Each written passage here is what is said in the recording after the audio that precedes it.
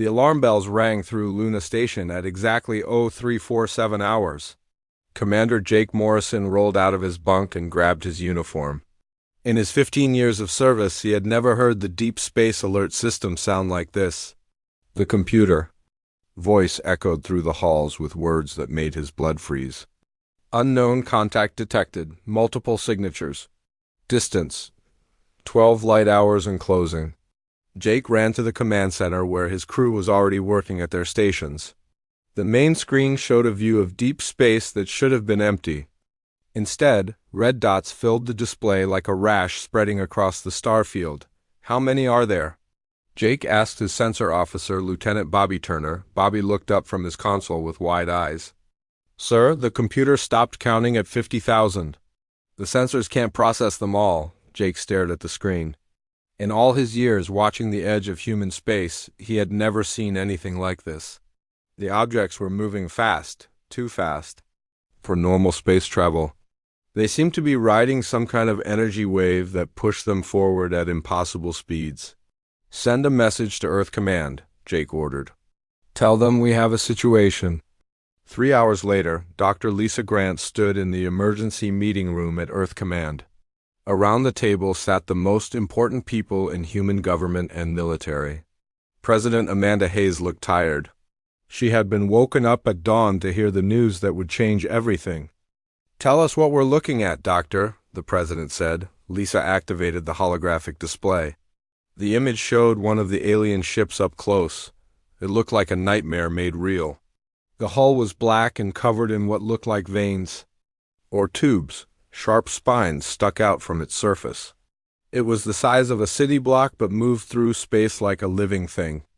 We've never seen anything like this, Lisa said. The ships appear to be part biological, part machine. They're not just flying through space. They're consuming it. What do you mean, consuming it? Asked Admiral Ben Carter, the head of Earth's military forces. Lisa pointed to the display. Look. At the space around them. See how it's darker? They're eating everything, gas, dust, even the background radiation. They're turning it into fuel. The room fell silent. Everyone understood what this meant. These things ate everything they found. How many civilizations have they destroyed? President Hayes asked. According to our deep space listening posts, at least 47 that we know of. Every signal from those star systems just stopped. One day they were there, the next day nothing but silence. Admiral Carter leaned forward. What about their technology? Are they more advanced than us? Much more advanced, Lisa replied. But there's something else. They learn. Every time they fight someone, they get better. They adapt. The ships that destroyed the Centauri colonies were different. From the ones that hit the Vega system, they had evolved. Captain Ryan Webb sat in the pilot seat of the destroyer Brave Dawn. Around him, the best ships in the human fleet waited for orders. They had been sent to meet the alien force at the edge of the solar system. It was supposed to be a show of strength, a way to tell the aliens that humanity would not be pushed around. Now, looking at his sensors, Ryan knew they were in trouble. The alien ships filled space like a cloud of death. There were millions of them, each one bigger than anything humans had ever built. All ships, this is Captain Webb, he said into his radio. Remember, we're here to defend our home. Whatever happens, we fight. The alien ships moved closer. Ryan could see them clearly now on his main screen.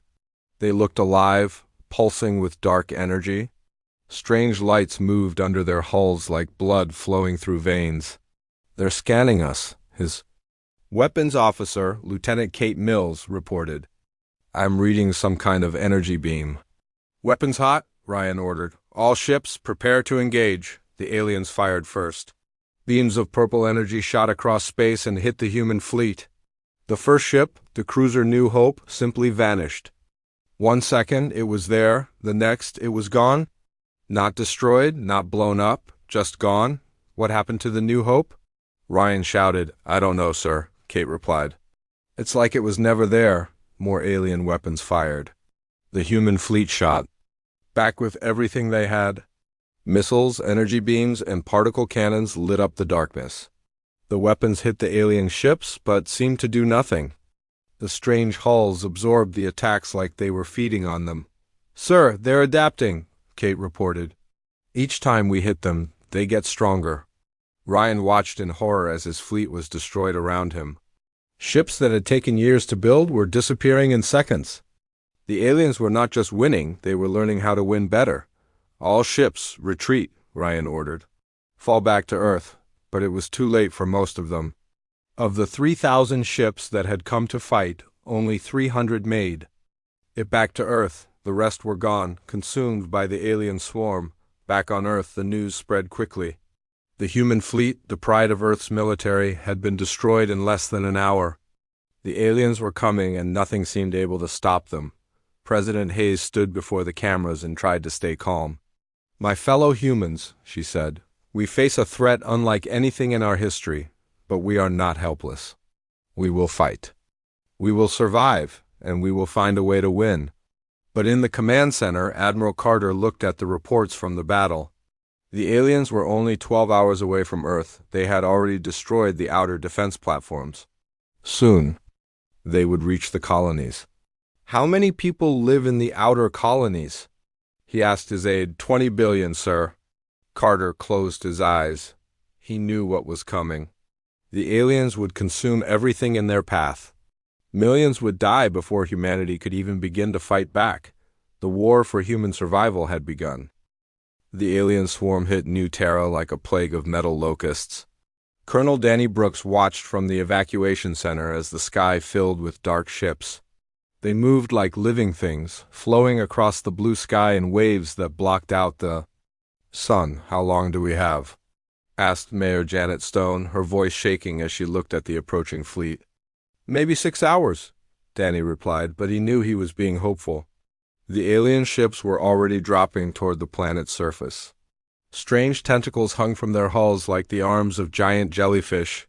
New Terra had been humanity's greatest achievement. 8 million people lived on the planet that had taken 50 years to terraform. Cities stretched across green valleys. Farms covered the plains. Children played in parks under an alien sun that had become home. Now it was all about to die. The first alien ship landed near the capital city of New Boston. The tentacles touched the ground and began to glow. People screamed as they watched the grass and trees around the landing site turn gray and crumble. The tentacles were draining everything, sucking the life right out of the planet. "All civilians to the transport ships," Danny ordered over the radio. "This is not a drill. Leave everything behind." But there were not enough ships. There had never been enough ships. The colony had been built to be permanent, not temporary. The evacuation fleet could carry maybe 2 million people. The other 6 million would have to stay behind. Maria Santos ran through the streets of New Boston carrying her baby daughter. Behind her, buildings were collapsing as the alien tentacles drained them. The concrete turned to dust. The metal beams bent and broke. Even the air seemed to be getting thinner. She reached the spaceport where thousands of people were pushing toward the ships. Guards were trying to keep order, but panic was spreading like wildfire. Everyone knew there was not enough room for everyone. "Please," Maria begged a guard. "My baby, she's only 6 months old." The guard looked at the child and stepped aside. Maria climbed aboard the transport ship just as the engine started. Through the window, she could see the alien tentacles spreading across the city like a spider web. Everything they touched died. The transport ship lifted off with 3,000 people aboard. It had been designed for 1,000. People were packed into every space, sitting on the floor, standing in the aisles. Maria held her baby close and tried not to think about the friends she had left behind. Below them, New Terra was dying. The alien tentacles covered the planet like a gray blanket. Rivers dried up, mountains crumbled. The very air was being consumed. In 36 hours, the planet that had been home to 8 million people was nothing but a dead rock floating. In space, on Mars, General Katie Phillips stood in the command center of the mining base. Red dust swirled outside the windows as the alien fleet approached. Mars was different from New Terra. The people here lived underground in sealed habitats. They had always known they were living on a hostile world. "How many transports do we have?" Katie asked her aide, Lieutenant Pete Garcia.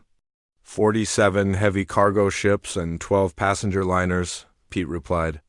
"If we pack them tight, we can take maybe 3 million people." Katie nodded. Mars had 5 million colonists. They were going to save as many as they could, but it would not be enough. It was never enough. The alien ships began landing on the red surface. Their tentacles dug deep into the Martian soil, sucking up the minerals that the human miners had worked so hard to extract. But they were taking more than just rocks and metal. They were taking the atmosphere itself. "The air recycling systems are failing," reported Chief Engineer Bob Allen. "They're draining our atmospheric processors." Katie made the hardest decision of her life. Seal the deep tunnels. "Everyone in sectors 7 through 12, you're staying behind. Hold the line as long as you can." The evacuation ships launched one by one, carrying families away from the world they had called home. Katie watched from the command center as the last transport disappeared into the black sky. 2 million people were safe.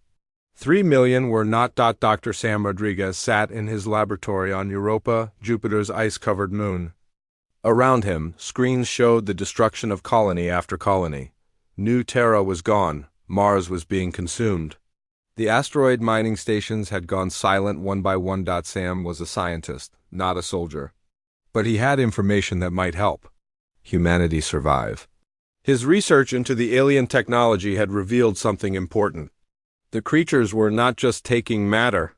They were taking something else, something that made no sense. "They're harvesting consciousness," he said into his recorder.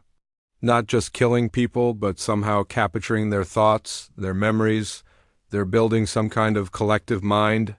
Sam transmitted his findings to every human settlement he could reach. The data streams carried his voice across the solar system, a desperate warning to anyone who would listen. "The aliens learn because they absorb the knowledge of everyone they consume," Sam continued. "Every civilization they destroy makes them smarter. They're not just an army. They're a growing intelligence that gets stronger with every victory." The research station shook as alien ships approached Europa. Sam could see them through the laboratory windows, dark shapes moving across the ice. He had maybe an hour before they reached the station. "This is my final transmission," Sam said into the recorder. "To whoever finds this, remember that they can be stopped. They have to be stopped. The consciousness they're building, it's not just about destroying life. It's about stealing everything that makes life worth living."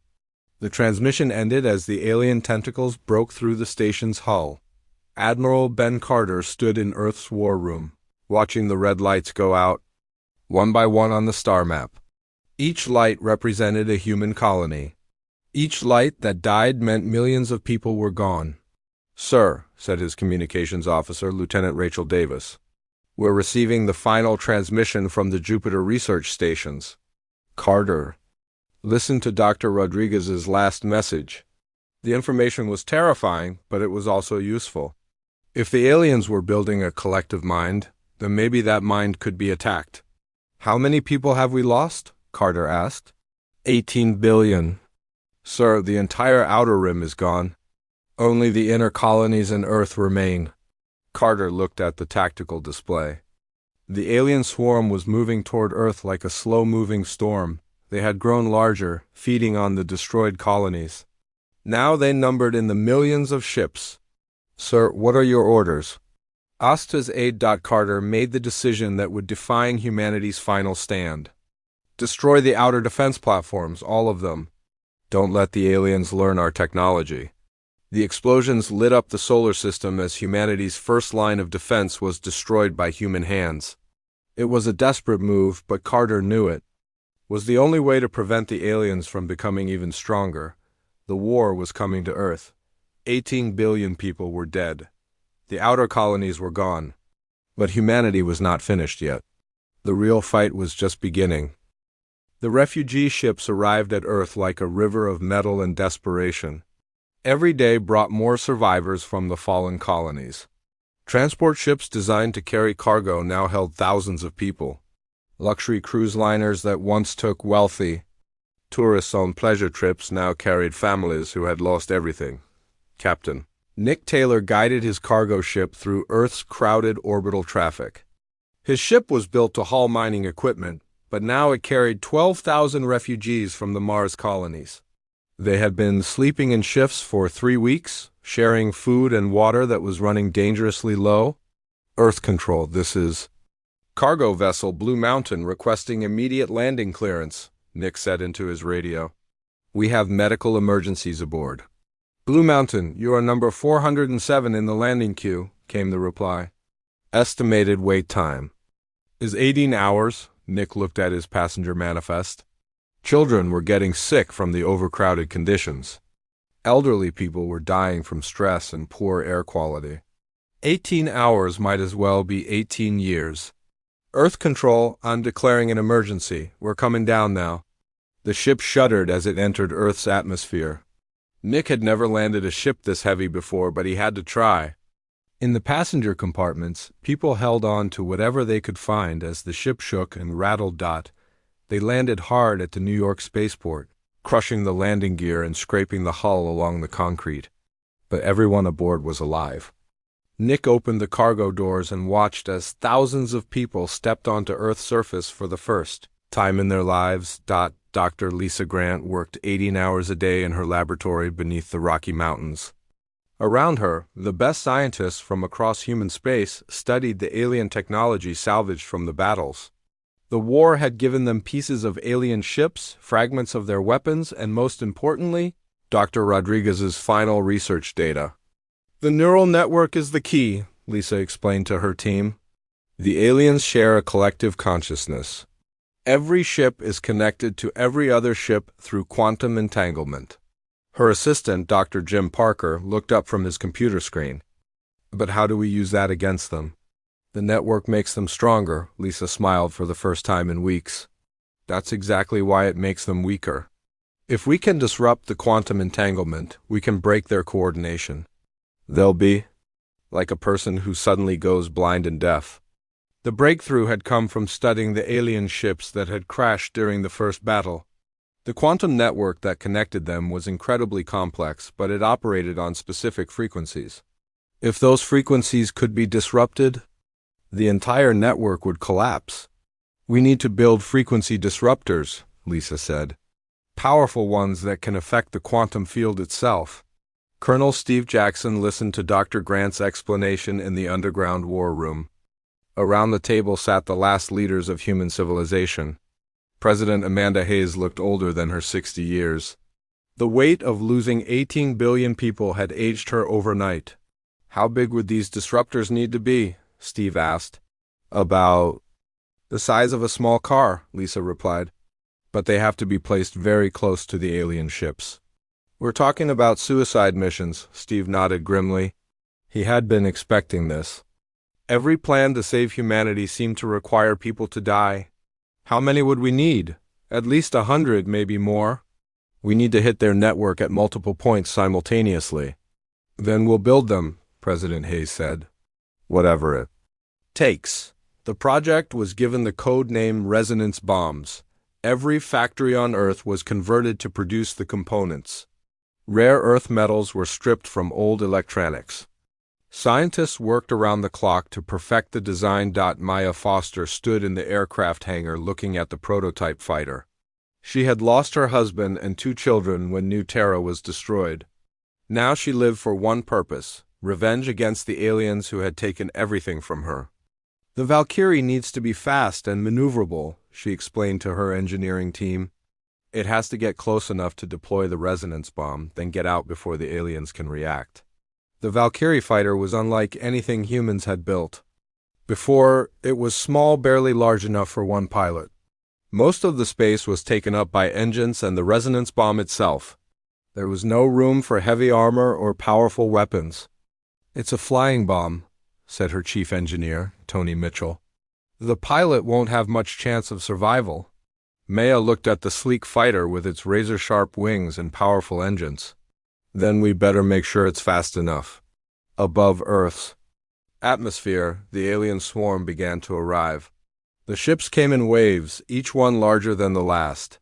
They filled the space around Earth like a dark cloud blocking out the stars. Their number was beyond counting. Admiral Ben Carter stood on the observation deck of the orbital command station. Through the reinforced windows, he could see the alien fleet spreading across the sky. Each ship pulsed with dark energy, and strange tentacles hung from their hulls like the arms of deep-sea creatures. "Sir, we're reading over 10 million ships," reported his sensor officer. "They're beginning to extend feeding tentacles toward our atmosphere." Carter watched as the long tentacles reached down toward Earth like the fingers of giant hands. Where they touched the upper atmosphere, the air began to glow and fade. The aliens were already starting to consume Earth's sky. "All personnel to battle stations," Carter ordered. "Activate Operation Phoenix." Across Earth, the final preparations began. The Valkyrie fighters were loaded with resonance bombs. Volunteer pilots said goodbye to their families. The last ships of the human fleet moved into position. President Hayes stood before the cameras one final time. Behind her, the windows showed the alien ships filling the sky. Their dark hulls blocked out the sun, casting Earth into an artificial twilight. "My fellow humans," she began, her voice steady despite the fear in her eyes, "we face our final hour. The enemy thinks we are defeated. They think we will surrender without a fight. They are wrong." She paused, looking directly into the camera. "We are humanity. We have survived ice ages and plagues. We have conquered our own world and reached for the stars. We have faced the darkness before and emerged into the light." The alien tentacles were now visible from the ground, reaching down through the clouds like twisted fingers.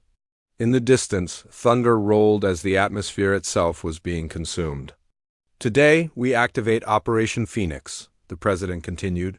"We will rise from the ashes of our fallen colonies. We will fight for every child, every parent, every person who still draws breath. We will show these aliens what humans do when they are cornered." The broadcast ended as the first resonance bombs were loaded into the Valkyrie fighters. Maya Foster climbed into the cockpit of her fighter and started the engines. Around her, hundreds of other pilots were doing the same. The battle for Earth was about to begin. The battle for Earth began at dawn, though dawn was hard to see under the shadow of 10 million alien ships. Captain Ryan Webb sat in the command chair of his new ship, the Freedom's Edge. Around him, the last fleet of humanity waited for the signal to attack. "All ships, this is Captain Webb," he said into the radio. "Today we fight for our home. Today we fight for our families. Today we show them what humans are made of." The human fleet launched as one. 500 warships, 2,000 converted cargo vessels, and 800 Valkyrie fighters streaked toward the alien swarm. It looked like a handful of pebbles thrown at a mountain, but these pebbles carried the hopes of 15 billion people. Maya Foster flew her Valkyrie fighter toward the heart of the alien fleet. The resonance bomb in her cargo bay hummed with deadly energy. Around her, hundreds of other fighters followed the same path. They were the tip of the spear, the weapon that would either save humanity or die trying. "Valkyrie 1 to all fighters," Maya said into her radio. "Remember, we need to get close. The resonance bombs only work at short range. Don't waste your lives until you're sure of the target." The alien ships noticed the approaching human fleet and began to move. Their tentacles reached out like searching fingers, trying to grab the small fighters. Energy beams shot across space, purple light that could destroy anything it touched. The first wave of Valkyrie fighters was destroyed in seconds. 50 pilots died before they could deploy their bombs, but the sacrifice was not in vain. The alien weapons revealed their positions, and the second wave of fighters found their targets. Maya dove through a gap between two alien ships, her fighter's engines screaming at maximum power. The alien hulls were so close she could see the pulsing veins under their black surface. She armed her resonance bomb and released it directly into the nearest ship's hull. The explosion was different from anything she had ever seen. Instead of fire and metal, there was a wave of pure energy that spread through the alien ship like lightning. The ship's hull began to flicker and change color. The pulsing veins stopped pulsing. "Direct hit!" Maya shouted into her radio. "The resonance bomb is working." Dr. Lisa Grant watched the battle from Earth's command center. The screens around her showed the positions of every ship, every fighter, every bomb. She could see the resonance explosions spreading through the alien fleet like a disease. "The quantum network is breaking down," she reported to Admiral Carter.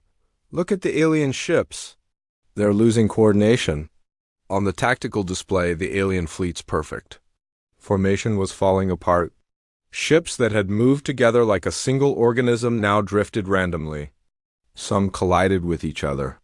Others spun out of control as their navigation systems failed. "The hive mind is fragmenting," Lisa continued. "Each resonance bomb is cutting connections in their network. They're becoming blind and deaf to each other." Captain Webb saw the change in the alien fleet and pressed his advantage. "All ships, attack now, hit them while they're confused." The human fleet surged forward, their weapons blazing. For the first time in the war, human guns were actually hurting the aliens. The disrupted ships could not adapt their defenses. They could not coordinate their attacks. They were just individual vessels, still dangerous but no longer invincible, but the victory was coming at a terrible cost.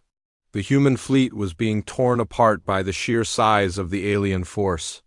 Even confused and disorganized, 10 million ships were still 10 million ships. For every alien vessel destroyed, humanity lost 10 of its own. Maya's fighter was hit by alien fire as she deployed her second resonance bomb, the cockpit filled with smoke and sparks. Her left engine was dead, and her life support was failing. But she had completed her mission. The bomb exploded in the center of a cluster of alien ships, and the disruption spread to dozens of vessels.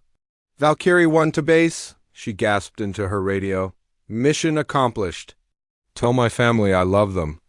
Her fighter exploded in a ball of fire, but her sacrifice had torn a hole in the alien fleet's formation.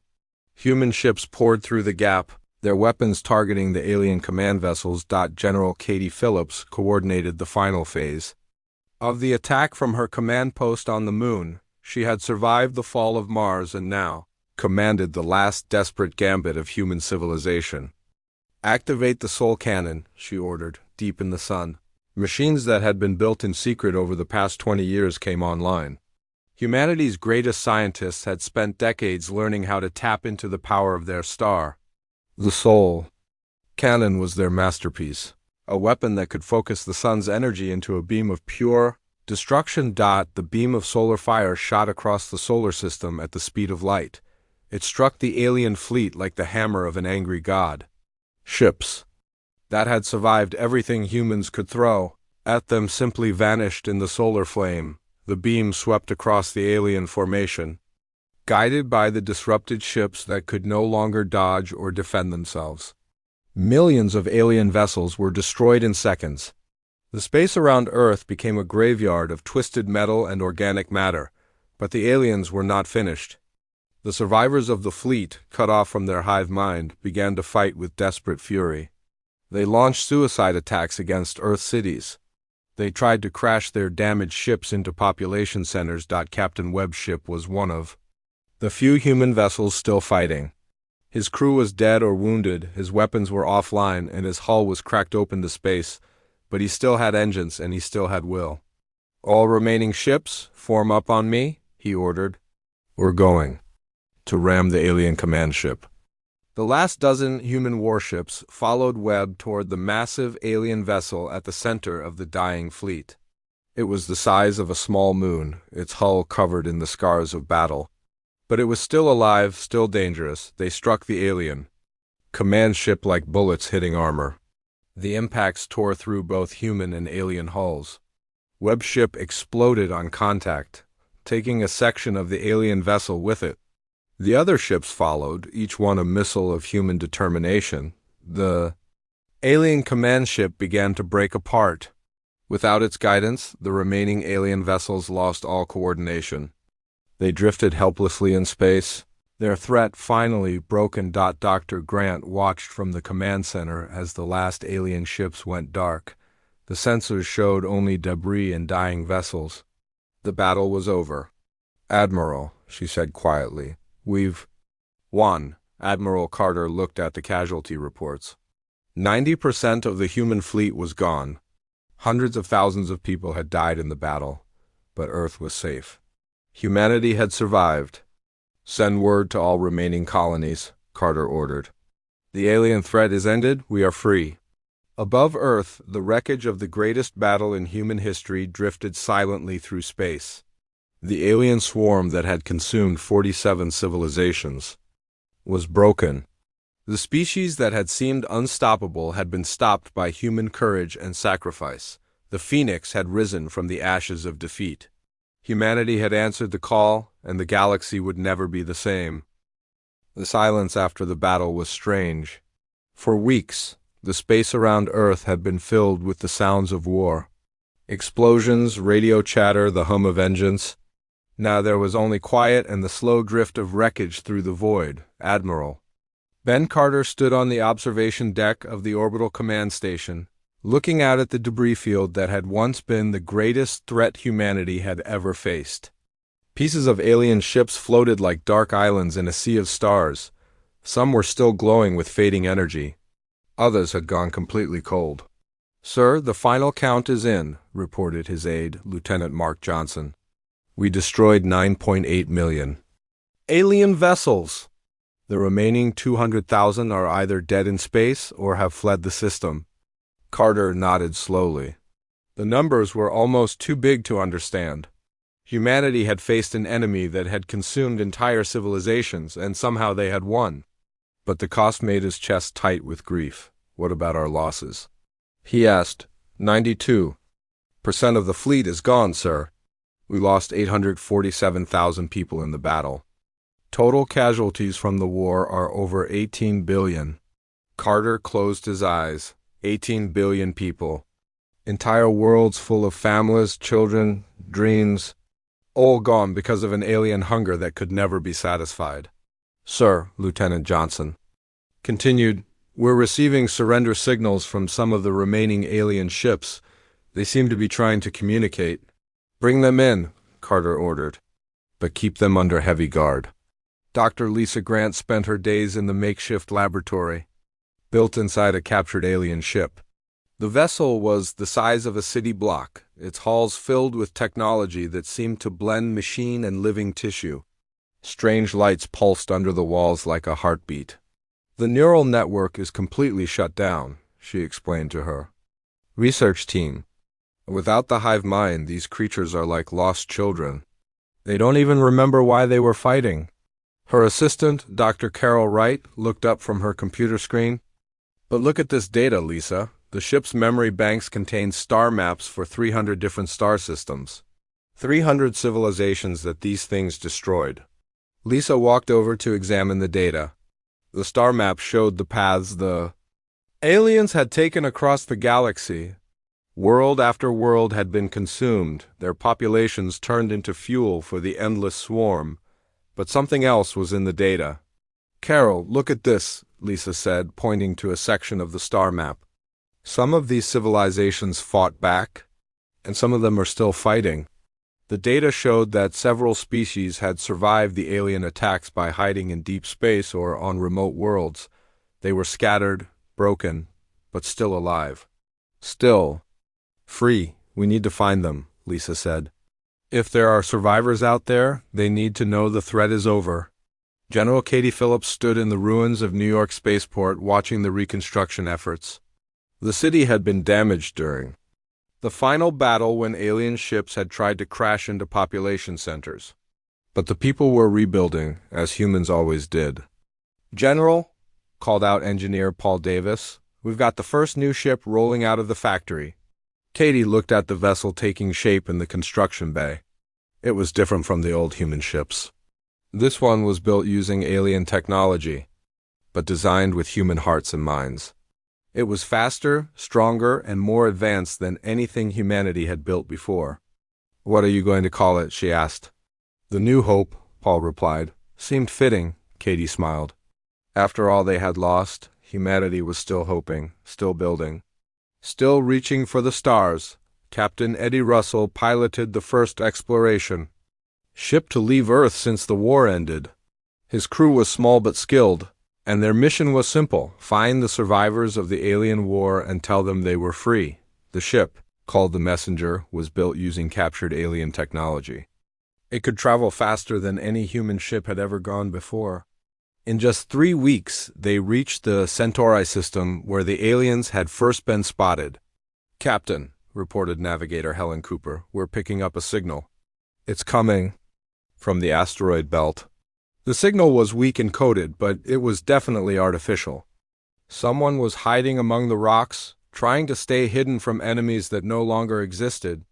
"Send them a message," Eddie ordered. "Tell them the alien threat is over. Tell them humanity remembers." The reply came back in a language they didn't recognize, but the emotion was clear: joy, relief, hope. Dr. Grant stood before the United Earth Council 3 months after the battle. The council chambers were packed with people from across the solar system. Representatives from the surviving colonies, military leaders, scientists, and ordinary citizens who had lived through the war. "Ladies and gentlemen," she began, "we have made contact with 47 different species that survived the alien attacks. They are scattered across the galaxy, hiding in fear of an enemy that no longer exists." She activated the holographic display, showing the star map recovered from the alien ships. Red dots marked the worlds that had been destroyed. Blue dots showed where survivors had been found.